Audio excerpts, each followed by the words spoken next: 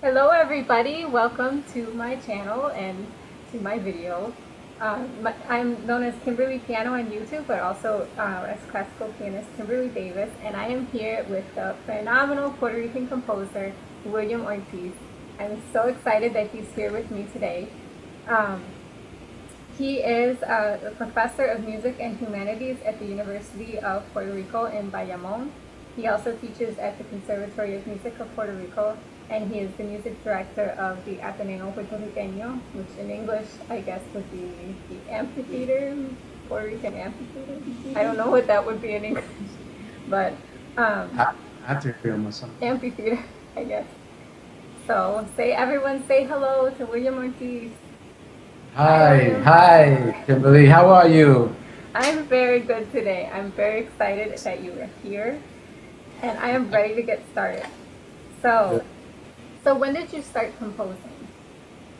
Well, I started composing as a child. I used to change the words to popular music songs, and then I had as a teenager I had a rock group, and I wrote the songs, and I played the guitar, and I sang, and so forth. And it wasn't until I reached the university age that I went to the Conservatory of Music, and I entered, this classical music world, and I studied with Héctor Campos Parsi, who's a classical composer in Puerto Rico. After that, I went to the university at Stony Brook, and I studied there with Bulent Orell and Billy Jim Layton. And after that, I did my doctorate degree at the University at Buffalo with LeJaron Hiller and Morton Feldman. So those were my principal teachers in composition. It's always interesting to me to hear about how you studied with Campos Parsi, and like to me, in this generation, I never had a link with that generation of composers, so you are our generation's link to them. So it's just really interesting because you think about them as, oh, they're long dead and I never got to meet them, but I do get to know them, through you and through your music and your teaching. Right, it's like to default, as I say, what he taught me, well, I carry it on to my works, etc. Yeah, it's one of the greatest things about music. I think it always lives on. So how would you describe your current compositional style? Well, I would describe it as sonorous graffiti. In other words, eclectical. I use in quite a bit of my works what I call urban street law.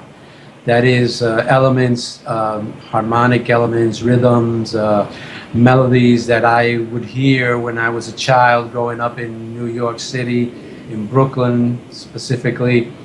And I was able to capture and remember these things, and I've incorporated it into a lot of my music. That's why when you see some of the titles of my works, like Street Music, Graffiti New Rican, 124 East 107th Street, these are all pieces that incorporate this urban street law that I call.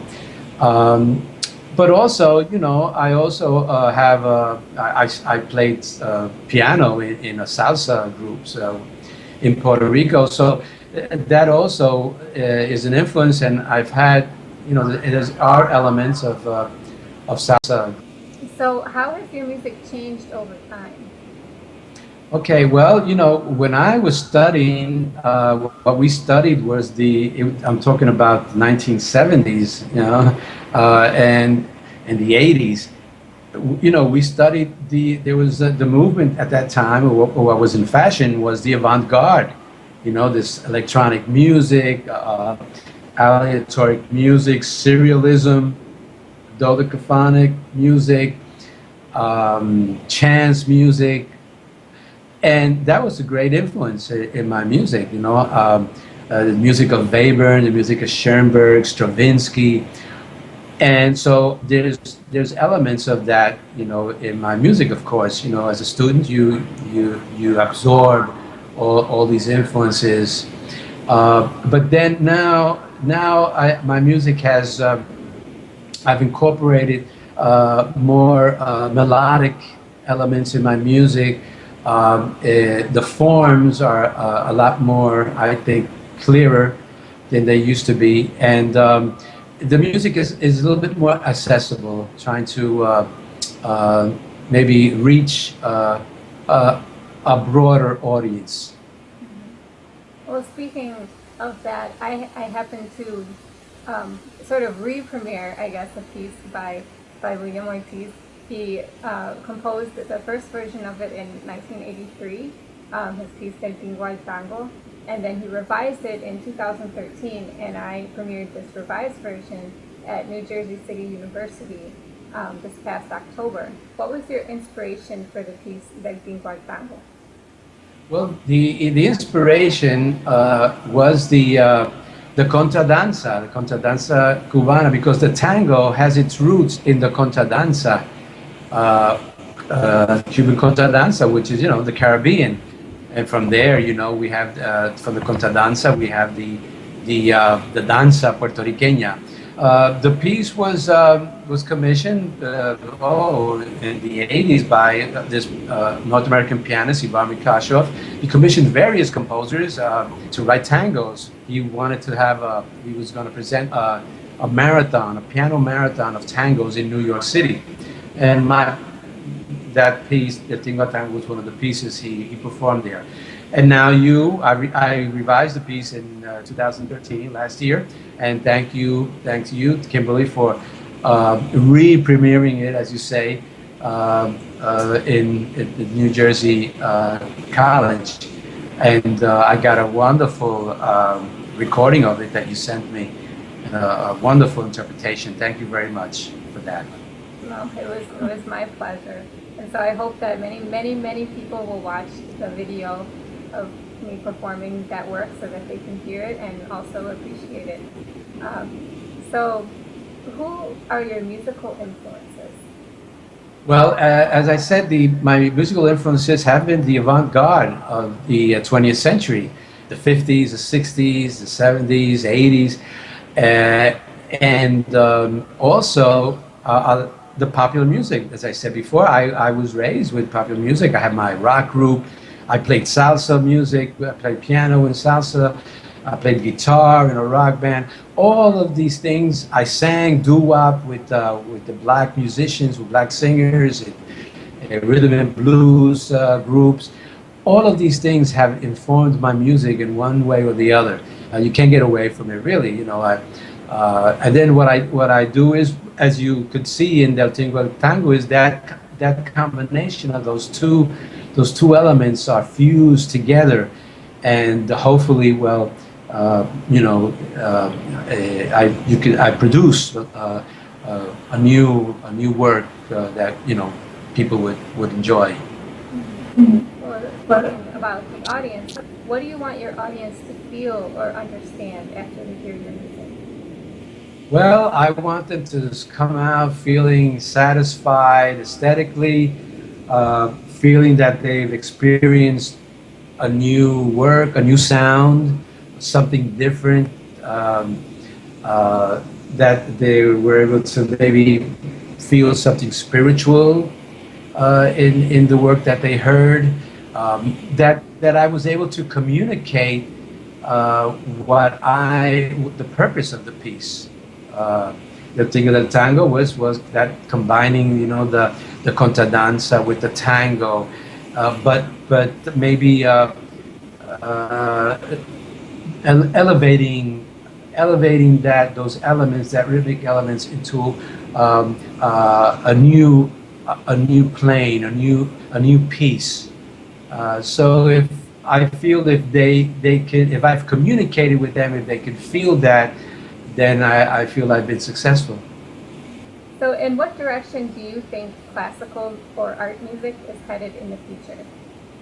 Well, it seems to me, and that the music is becoming more accessible to audiences.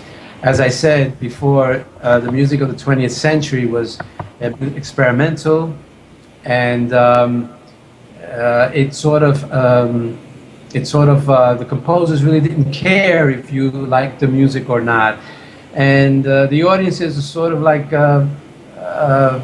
didn't follow much contemporary music.